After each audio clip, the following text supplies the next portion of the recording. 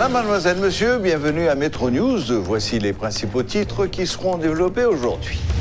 L'ancien ministre de l'Intérieur, Réginald Delva, juge inquiétante la démonstration de force du G9 en famille mardi dans les rues de la capitale. La conférence épiscopale d'Haïti salue l'annonce de la reprise des activités religieuses le 12 juillet prochain. Les activités étaient paralysées ce mercredi au bureau central de l'électricité d'Haïti. Les employés protestaient contre la nomination de Michel Présumé comme nouveau directeur général de l'institution.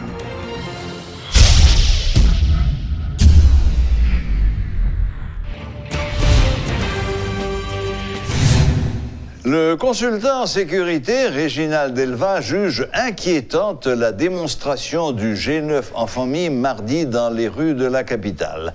Il a déploré les progrès réalisés par les gangs au sein de la jeunesse, tout en espérant que ces groupes armés que tout oppose ne sont pas fédérés pour affronter l'État.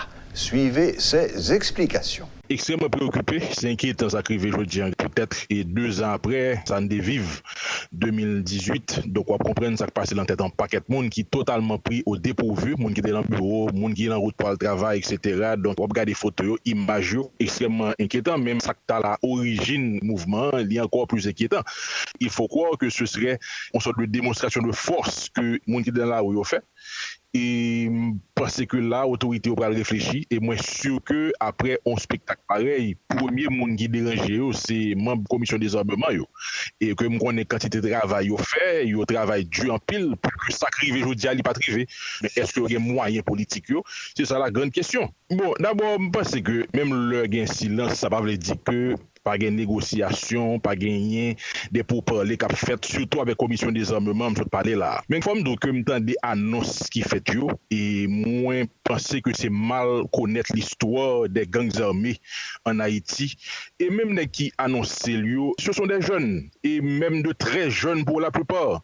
En pile yo, issus de familles brisées ou pas de famille du tout, nous imaginons dans la rue, nous petit monde, mon petit bonhomme moi pas même quoi monsieur 12 ans, moi là avec un M1 nan men. Bon c'est que jeunes ça yo, malheureusement c'est yo pour ta jeune encadrement pas nous et je dis à vous senti c'est eux même qui gagne contrôle situation.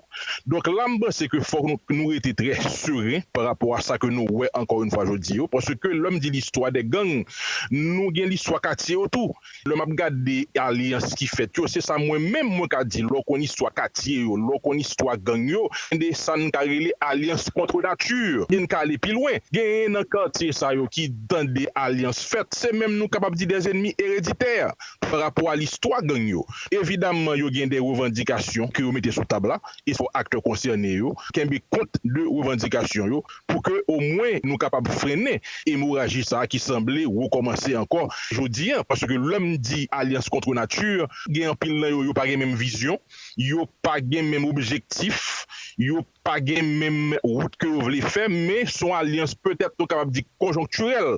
Vous pensez avenir G9 là pas long? L'on fédéré, certainement, ou capable d'une situation conjoncturelle qui fait que ou fédéré, mais ou fédéré autour d'une cause commune, ou fédéré autour d'un objectif commun.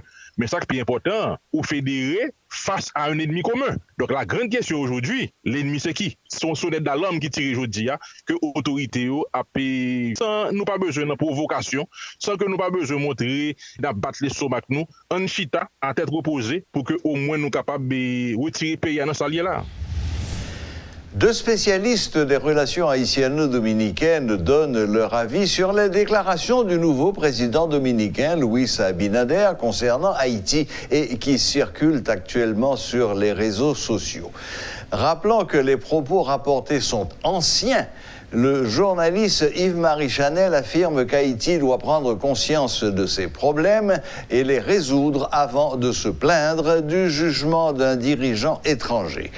Pour l'ancien ministre des Haïtiens vivant à l'étranger, Edwin Paraison, Luis Abinader devrait éviter de porter un jugement cruel sur un pays voisin. Le responsable de la Fondation Zilay évoque toutefois un nouveau président dominicain bien intentionné envers Haïti. Oui, c'est un pays qui n'est pas viable. Et que depuis Dominicain, il n'y a pas qu'à quitter ces Républiques dominicaines qui prend toute charge de responsabilité par les problèmes sociaux, les problèmes que Haïti a. Il faut que la communauté internationale fasse gens pour aider Haïti à sortir dans la situation qu'elle est. Et ce n'est pas une bonne déclaration, nous, ça. Et Leonel Fernandez fait même déclaration déjà. Et il y a plusieurs autres officiels dominicains qui font déclaration ça déjà sur la question Haïti. Et il y a plusieurs organisations même internationales qui parlaient d'entités ingouvernables que nous y est, de État en faillite, et pas le premier monde qui écrit ça. Je ne sais pas comment il va mentir, mais c'est une réalité liée. Ça veut dire que nous-mêmes, nous en faillite. Nous en faillite vraiment. Et moi, je pense que hier, dans le débat, je me dis que si c'est comme ça, Haïti a réagi, il va bien sortir de la situation hier. Parce que pour résoudre un problème, il faut qu'on reconnaisse le problème d'abord.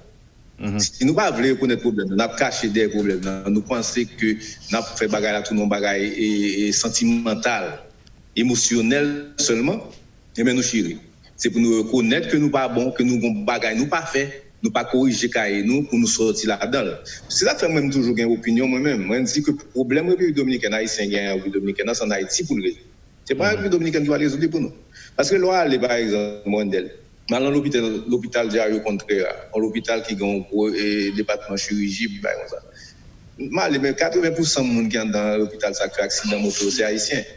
Et hier, je parlais avec le consul et je dis lien, qui dit que l'Alda Bon, 80% des gens qui ont touché, c'est haïtien. Là, les Carizal, dans l'école Carizal, là, 80% des gens qui sont dans l'école Carizal, là, c'est haïtien.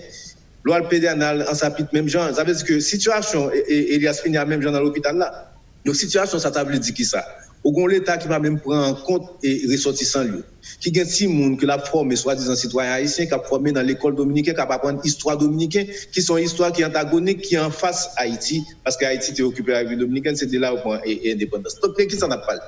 L'autre population sur toute la ligne frontalière, les pas prendre spécifiquement, si on prend 40 km entre Tilori, zone Sakalasous, restauration pour descendre jusqu'à Banica et Pedro Santana et Los Cacaos en face et Tomasic, ou pas occuper mon ça. Tout le monde dans la zone là, Los Villos et El Colte, tout le monde ça m'a boire, c'est en espagnol, mais c'est village haïtien. Il n'y a pas gain l'État qui a occupé. Il y a pas de caserne dominicaine, il y a vivre de ONG dominicaine. On a parlé. On dit que, pour que le public bien comprenne le contexte dans lequel la déclaration ça a été faite, premièrement, ce n'est pas le président élu qui fait, c'est depuis février 2019. Obligé dans la fondation, la vidéo a sorti, on a fait recherche sur Internet pour nous voir qui date exactement le sorti. Donc nous joignons Listine Diario qui a pratiquement le même titre, c'est le même titre, Haïti son pays qui est viable, qui n'est pas viable, Haïti son pays en faillite. Ces déclarations ne sont pas réellement dirigées à Haïti. Monsieur ne peut pas parler avec Haïti.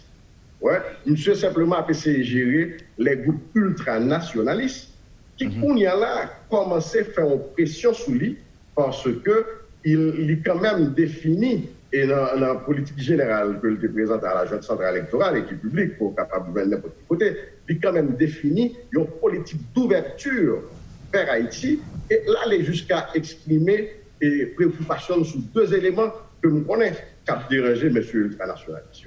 Et le premier élément, c'est que il n'est pas d'accord avec l'arrêt 168-13 qui était dénationalisé des milliers de personnes d'origine étrangère, et particulièrement ça a impacté et profondément la communauté haïtienne. Donc il n'est pas d'accord avec lui. Il était considéré décision tribunal ça comme une décision inhumaine, illégale, et il était fait des déclarations publiques.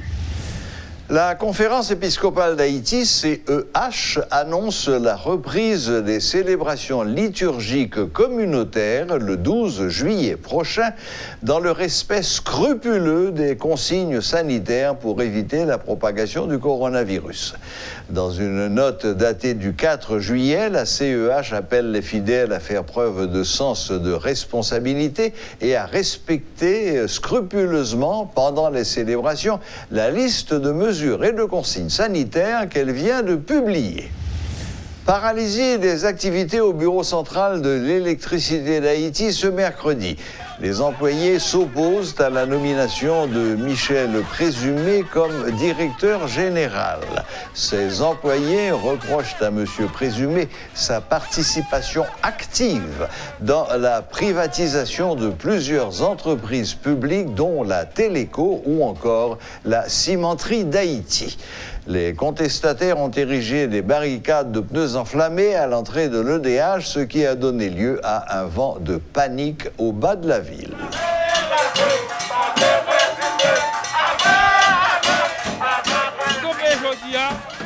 N'a pas campé demain, n'a pas campé après-demain, et n'a pas campé jusqu'à ce que le président de la République là fait un autre arrêté sortir pour nommer nos ingénieurs électromécaniques pour qu'ils viennent gérer EDH.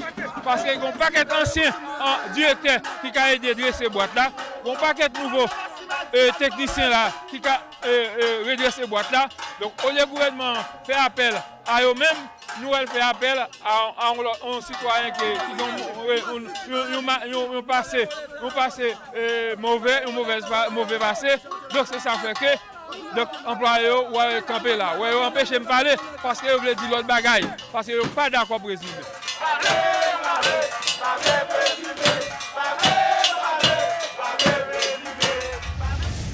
Les patients en quête de soins dentaires sont tenus de respecter les consignes sanitaires, selon la dentiste Fédeline Corville, précisant que c'est également valable pour le personnel du cabinet dentaire.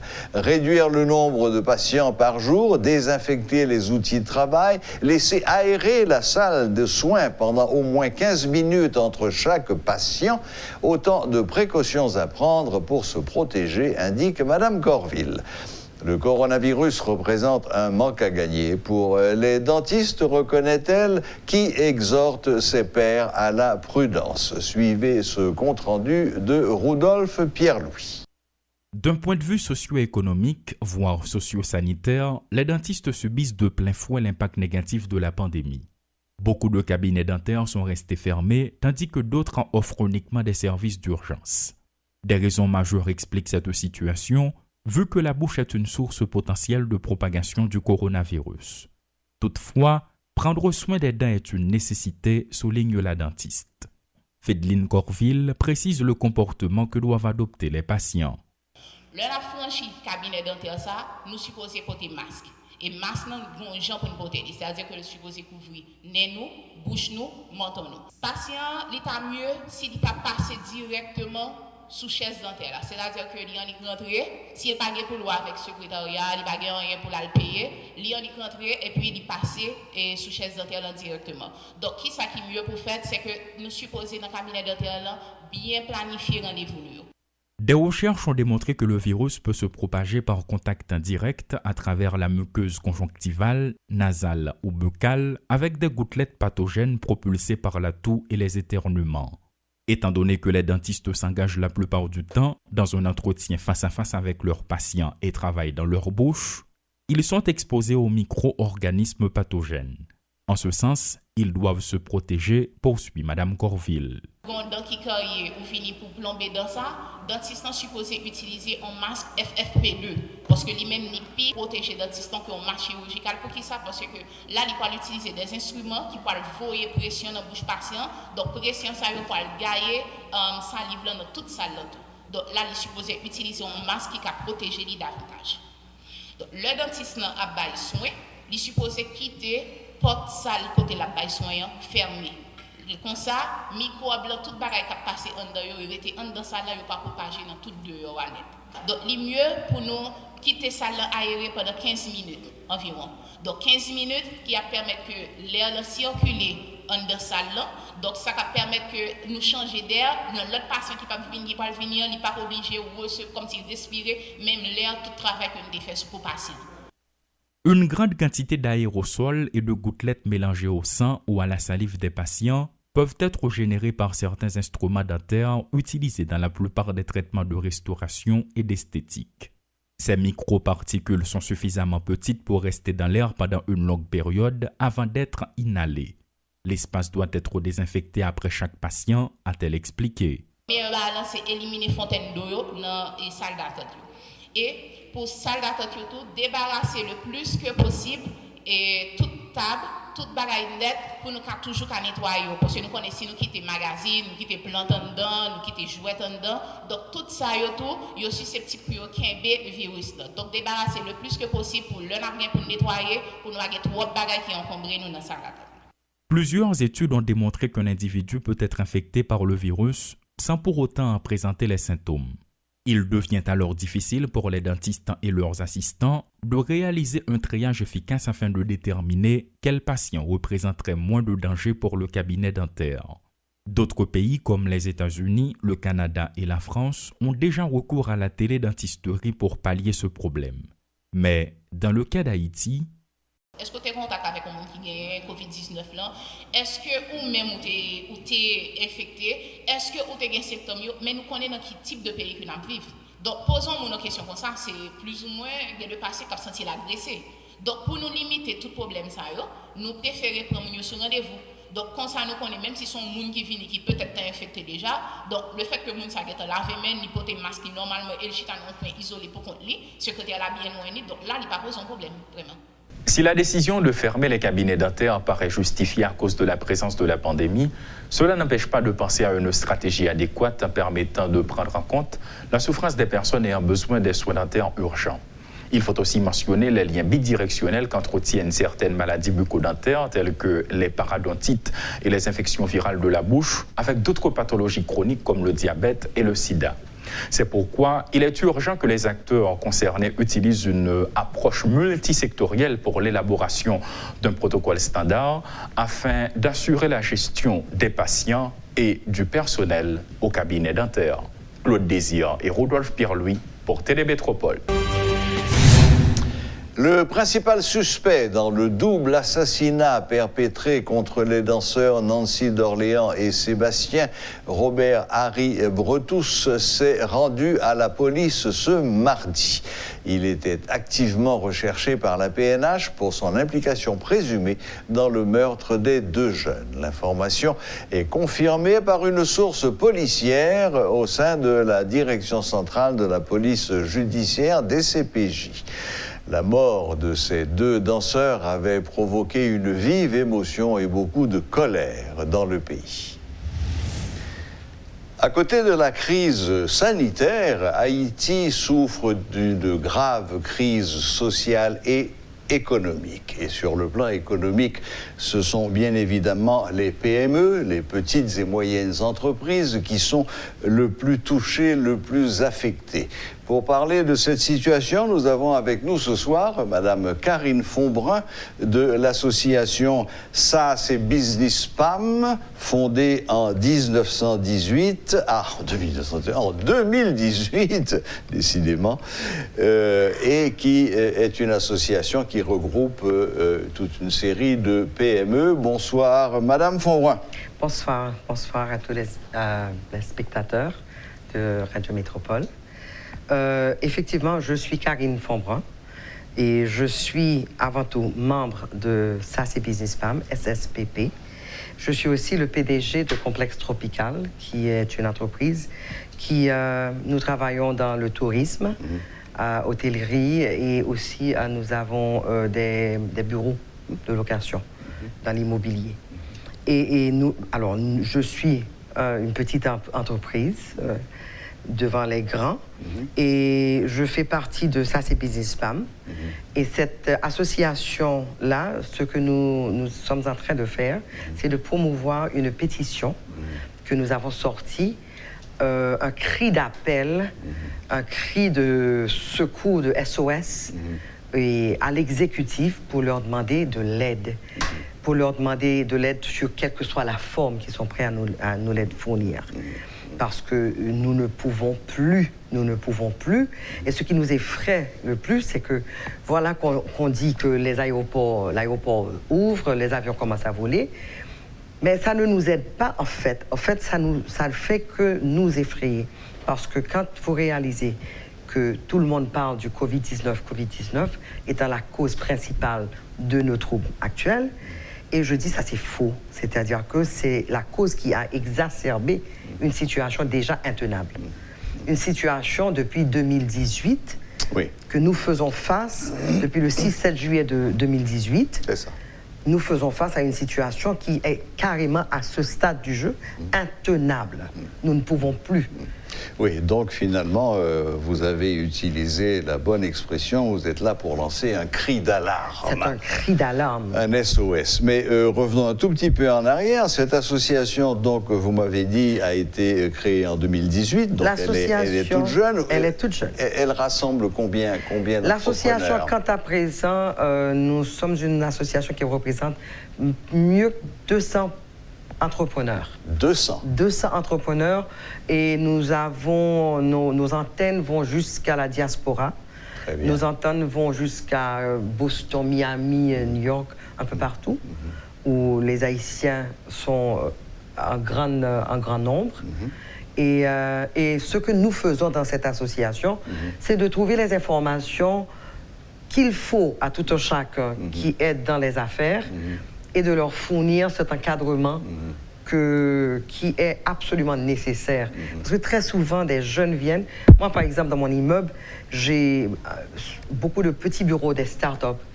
Et je me rends compte au fur et à mesure que je les rencontre, que je leur parle, qu'ils n'ont pas une idée de ce qu'ils doivent faire, comment gérer, comment commencer, comment présenter un projet à la banque. Et c'est ce que, justement, SSBP, ça c'est Business PAM, nous avons su nous mettre ensemble et s'entraider. Et c'est ça le but final de l'association.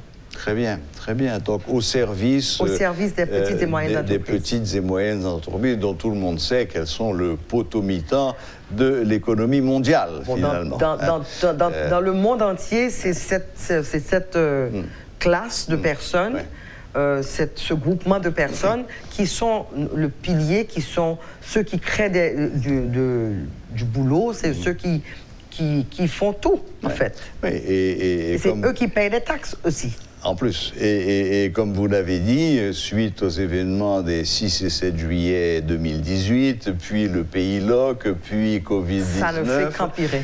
Là, vous avez la tête sous l'eau et... Non, mais nous sommes carrément, moi je dirais, le terme qui me convient, c'est que nous sommes en train de racler en bon créole. N'a raclé, c'est-à-dire que nous sommes à un pas de la mort. Et quand on nous met dans des situations pareilles, et qu'on remarque, parce qu'il y a beaucoup de programmes qui ont été mis en place, il y a beaucoup de choses qui ont été dites. Justement, on va y venir. Vous avez déjà envoyé ce document à l'exécutif? Nous avons envoyé une lettre. Nous avons envoyé la pétition à tous les ministères, sans exception, jusqu'à l'exécutif. Et nous avons aussi écrit des lettres de demande d'aide, de support à tous les points de vue, à chaque ministère. Et justement, faisant partie de la pétition que nous avons faite, une des actions que nous aimerions, l'association de SACPC SPAM, veut que l'exécutif, l'État, notre représentation, en boîte pour présenter un plan pour stimuler la croissance en posant des actions concrètes. C'est ce que nous exigeons de notre exécutif. D'accord, le programme de capitalisation et de récapitalisation des PME, encore appelé programme agribusiness, lancé en 2015. Mais en fait, rien n'a été fait jusqu'à nos jours. Nous avons aussi le programme de fonds de récapitalisation des entreprises haïtiennes, lancé après le séisme.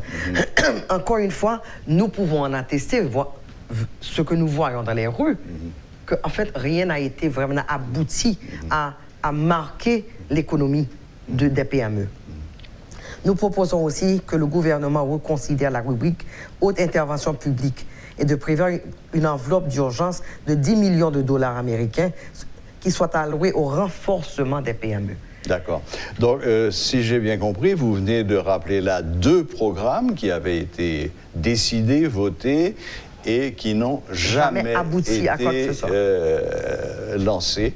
Et vous aimeriez avoir également, mais vous m'avez dit juste avant cette émission que le côté l'aide financière n'était pas votre principale Nous demandons de l'aide. Nous demandons de l'aide par quelle que soit la façon, C'est ça. que ça vienne en espèces, Oui. que ça vienne en promesses, en assistance technique, quelle que soit la façon, et que ça vienne en retardement, ou tout carrément comment on dit ça, quand on dit qu'on efface une dette ou une période de notre dette, C'est ça.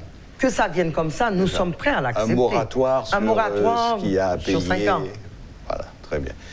Pour vous permettre de respirer un petit peu et de En fait, à et de ce vous stade du jeu, relancer. c'est même pas pour respirer, c'est tout simplement pour sortir du trou. Pour sortir du... Pour sortir du trou, parce que nous sommes en train, nous attendons que cette solution vienne depuis 2018. Nous avons remarqué que rien ne s'est fait. En 2019, nous avons continué le pays LOC, rien n'a été fait. Et on attend encore et nous nous rendons compte que nous sommes en juillet, le budget pour 2020 a été voté. Il n'y a aucune mention d'un apport, de quelle que soit la forme, pour les PME. Et ceci n'est plus acceptable. Parce que c'est nous qui payons les taxes. C'est à nous qu'on exige. Bien sûr. Cette pétition, vous l'avez envoyée à tous les ministres et à toutes les instances. l'exécutif, toutes les instances. Elle est partie quand, cette Elle est cette partie, pétition? ça fait une semaine. Une semaine. Bon. Une semaine. Mais toujours aucune réponse. pour Aucune l'instant. réponse. Bon.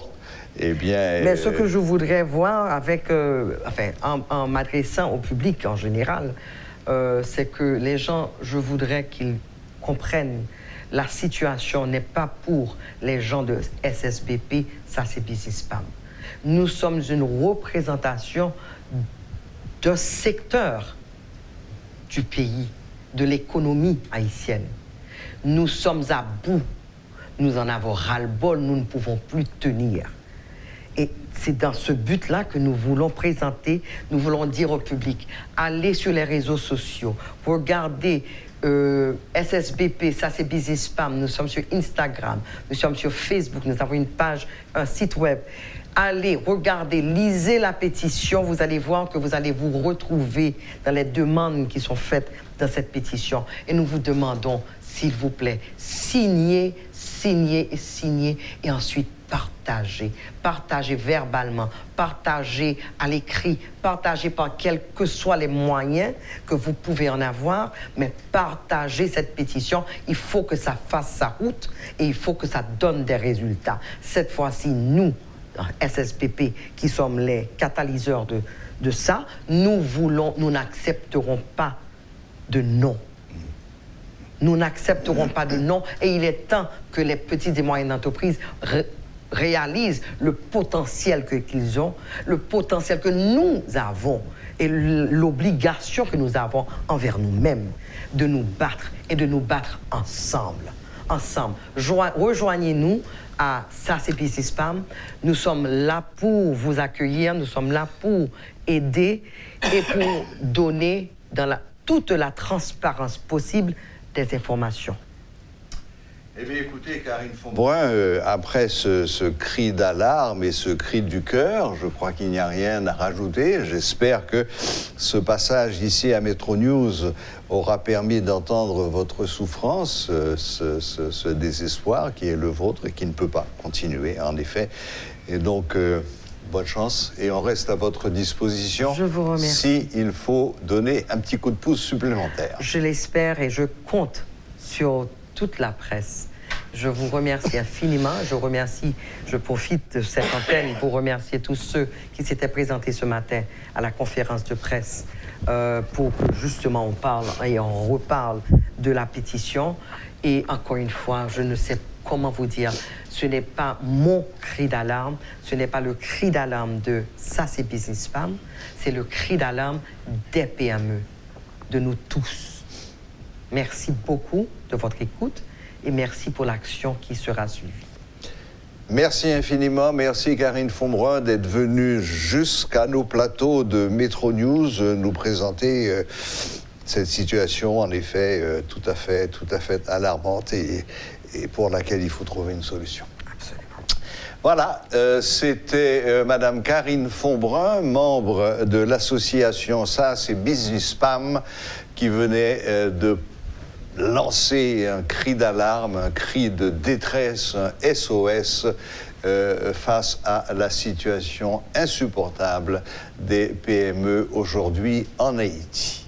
Voilà, la boucle est bouclée. Merci de nous rester fidèles et à la prochaine, même heure, même chaîne.